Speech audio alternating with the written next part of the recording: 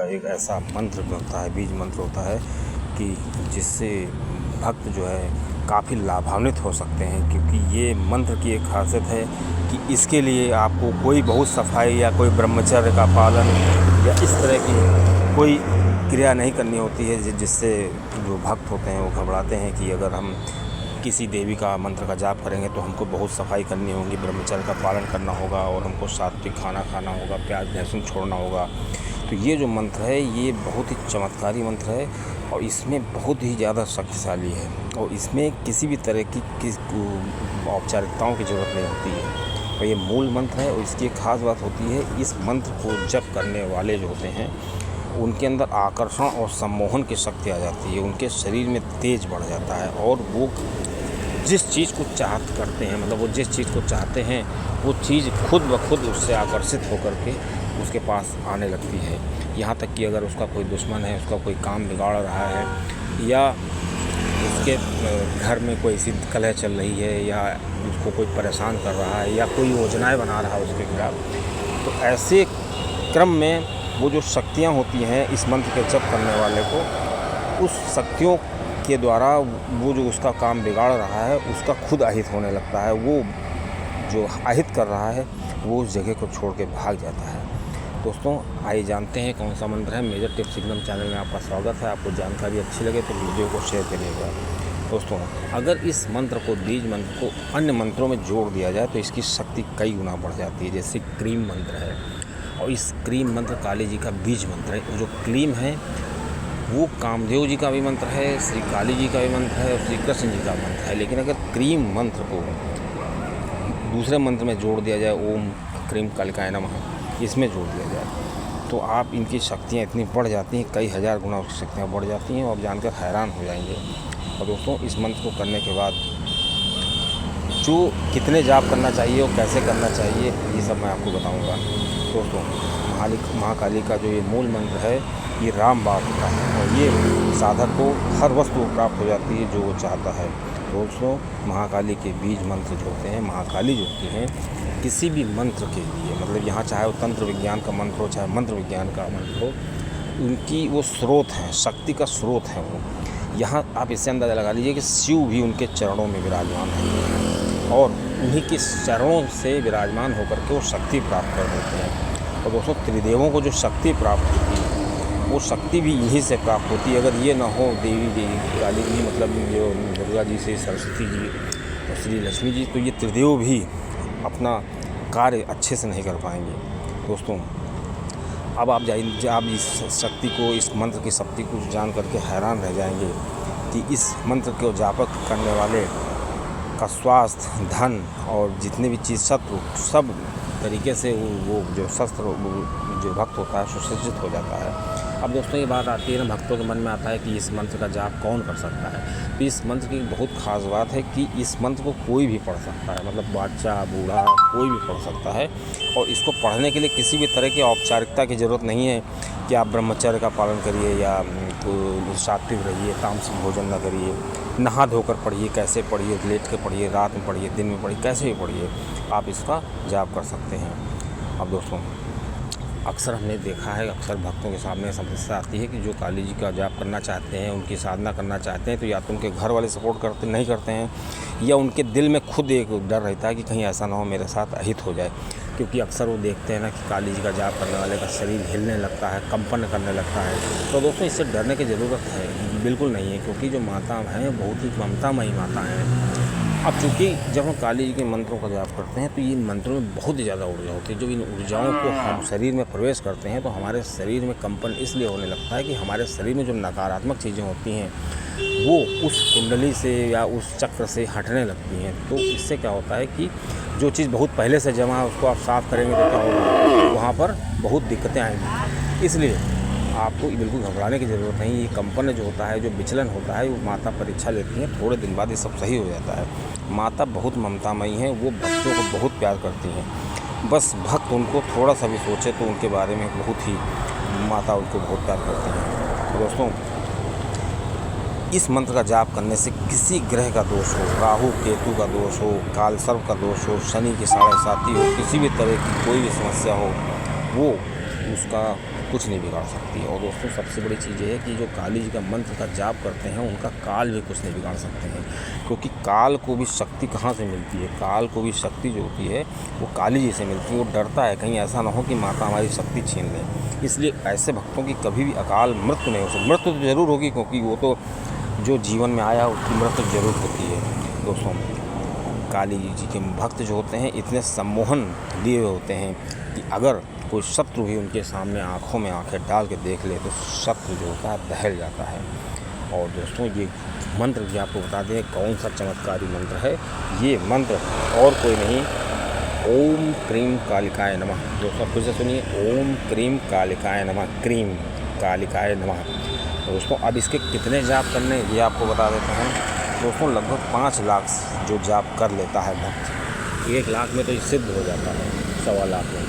लेकिन अगर कोई भक्त 5 लाख जाप कर ले और वो किसी ऐसे व्यक्ति के पास जाए जिसको भूत प्रेत की बाधा सता रही हो, या कोई व्यक्ति संकट में हो, या किसी का कोई भी बीमारी चल रही हो किस तरह का, और जो भक्त वहाँ पहुँच जाए जिसने 5 लाख जाप किए हैं और वो हाथ में जल लेकर के 10 बार या 11 बार इस मंत्र को पढ़ करके अभिमंत्रित करके इस जल को उस व्यक्ति के ऊपर छिड़क दे तो वो व्यक्ति जो होता है उसका जो भूत होता है भाग जाता है, या समझ लीजिए उसकी जो समस्या होती है ख़त्म हो जाती है, या समस्या उसकी कम हो जाती है।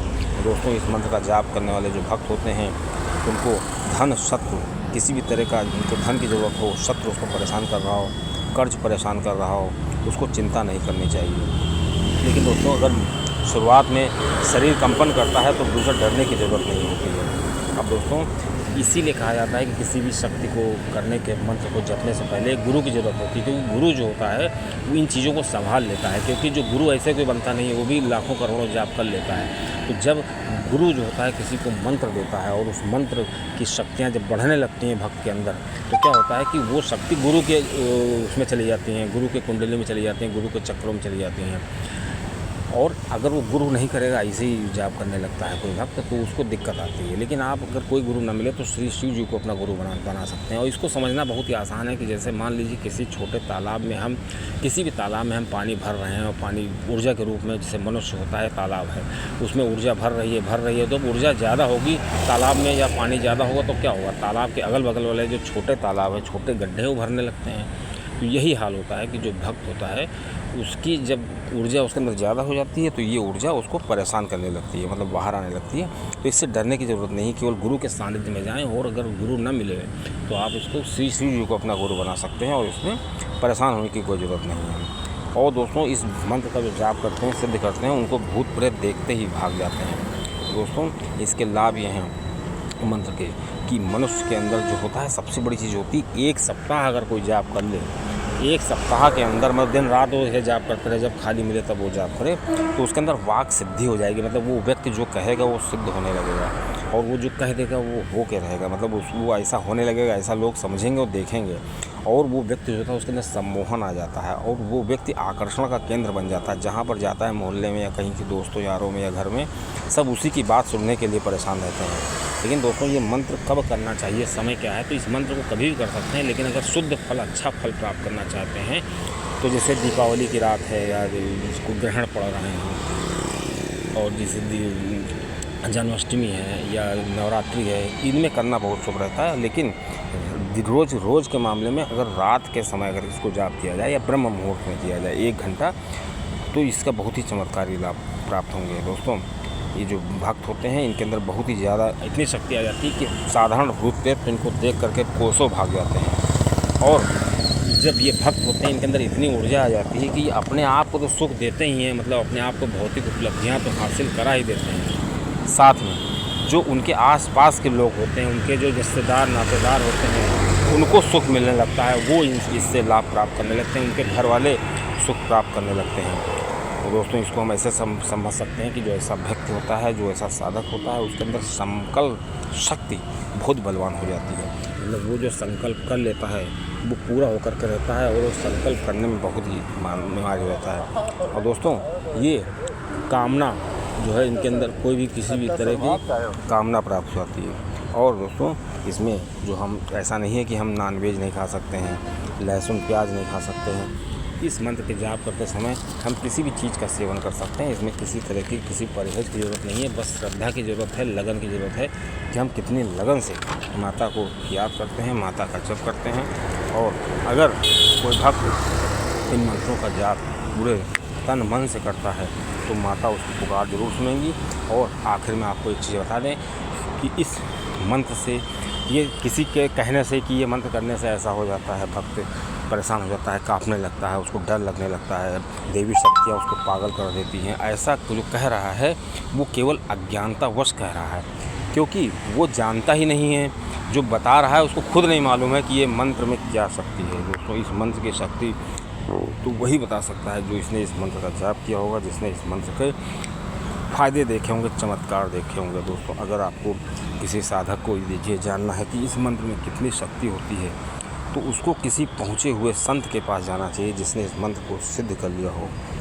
वो बता पाएगा कि इस मंत्र में कितनी शक्ति है और इस मंत्र को जाप करने से व्यक्ति को क्या क्या लाभ होते हैं। और ऐसे ही सुनी सुनाई बातों में क्या रखा है, सुनी सुनाई बातें तो कोई भी कर सकता है। दोस्तों, ये काली माता बहुत ही ममतामयी है। जिस भक्त को प्यार करती हैं, जो उनके भक्त होते हैं, उनके हर समय पहरा देती हैं। समझ लीजिए, वो भक्त जहाँ भी अगर वो सो भी रहा है तो समझ लीजिए कि उनकी उस भक्त की रखवाली करने के लिए कोई ना कोई ऐसा पर्सन, कोई ना कोई ऐसा उनका दूत रहता है। यहाँ तक कि अगर भक्त कहीं रास्ते में जा रहा है और वो मतलब जप करने के बाद मान लो वो जप नहीं भी करता है तो ये शक्तियाँ जो होती हैं वो हमेशा हमेशा के लिए उसका साथ देने लगती हैं। और वो भक्त होता है, उसके सामने जो समस्याएं आती हैं वो समस्या अपने आप से ख़त्म हो जाती हैं। मतलब अगर कुछ भक्त को परेशान करने के लिए कोई व्यक्ति सोचता है तो उस जो परेशान करने वाला व्यक्ति है उसका ही स्थानांतरण हो जाता है। मतलब वो जगह छोड़ देता है। कुछ ऐसी स्थितियाँ बन जाती हैं कि वो परेशानियाँ भक्त तक पहुँच ही नहीं पाती हैं, माता उसको पहले ही दूर कर देती हैं। मतलब उस ऐसी सिम्टम्स बना देती हैं कि वो भक्त उनको उनसे प्रभावित ही नहीं हो पाएगा, इतना माँ उसको चाहती हैं। और जो भक्त होते हैं उनको शारीरिक, मानसिक और सामाजिक बल मिलता है और उसमें समाज में उनकी इज्जत होती है, शरीर उनका स्वस्थ होता है और उनको किसी भी प्रकार का जो रोग दोष अगर होता भी है तो वो उसका दर्द, उसका एहसास उसको होता ही नहीं और बिना दवाई के वो सही रहता है। दोस्तों, ऐसे ही चमत्कारिक मंत्र जो हैं हमारे शास्त्रों में बताए गए हैं। और ये दोस्तों